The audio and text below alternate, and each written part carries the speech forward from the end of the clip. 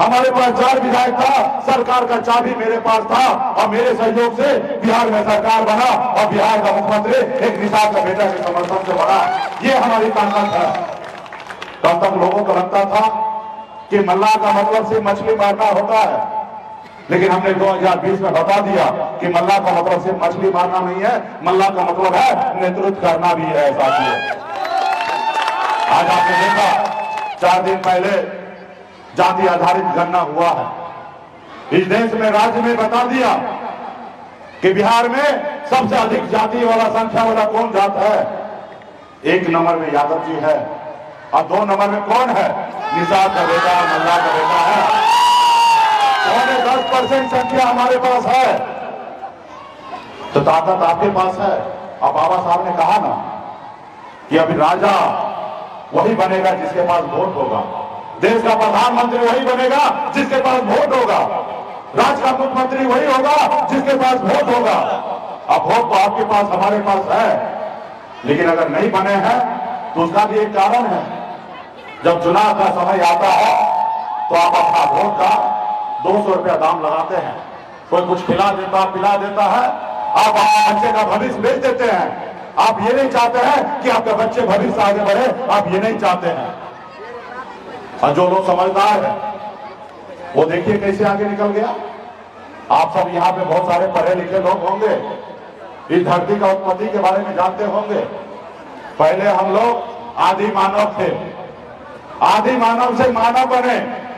पहले लोगों के पास कपड़ा पहनने के लिए नहीं था, खाना के लिए नहीं था, जानवर मार के खाते थे जब हम आदि मानव थे। और इस धरती पर जितने भी लोग हैं सब एक ही तरीके से रहते थे। जब हम मानव बने तो इसी में जाति धर्म बना। और जाति धर्म में आप देखिए, आज कुछ जाति 95% लोग अमीर है और कुछ जाति में देखिए 95% लोग गरीब है। अगर ब्राह्मण में जाइएगा तो 95% लोग अमीर है, अगर भूमियार में जाइए तो 95% लोग अमीर है। वही अगर पासवान में आइए तो 95% लोग गरीब है। वही अगर मुसहर में आइए, सदा में आइए तो 95% गरीब है। वही निषाद में आइए, मल्लाह में आइए तो 95% गरीब है। ये कैसे?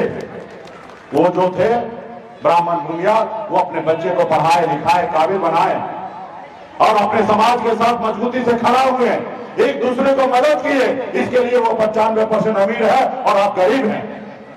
आप बताइए ना, आप कितना लाचार है, आप कितना मजबूर है।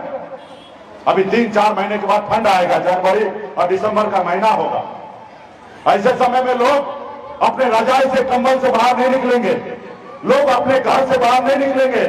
लेकिन उस समय में आपका बेटा, आपका भाई, आपका पति घर से बाहर निकलेगा, तालाब में उतरेगा, पानी में उतरेगा, फिर मछली मारेगा, फिर बाजार में बेचेंगे, तब उसके घर पे चूल्हा जलेगा। आज ऐसे आप मजबूर हैं। आज आपके घर में बच्चे तो जन्म लेते हैं, बचपन से लेकर बुढ़ापा तक गरीबी की जंजीरों में बंधे हुए रहते हैं। जब आपके घर में बच्चे का तबीयत खराब होता है, बुखार आता है, बीमार पड़ते हैं, तब आप जब हॉस्पिटल जाते हैं आपके पास पैसा नहीं होता है, आप मजबूरी में सरकारी हॉस्पिटल में जाते हैं।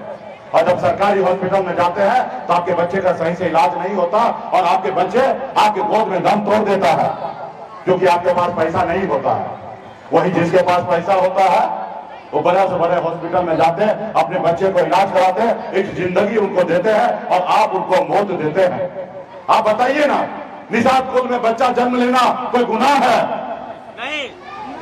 तो ऐसे ही तो लग रहा है कि कोई गुनाह है कि आपके घर में जन्म तो लेते हैं लेकिन बेहतर जिंदगी नहीं जी पाते हैं। तो इसके लिए कौन लड़ेगा? इसके लिए कौन सोचेगा?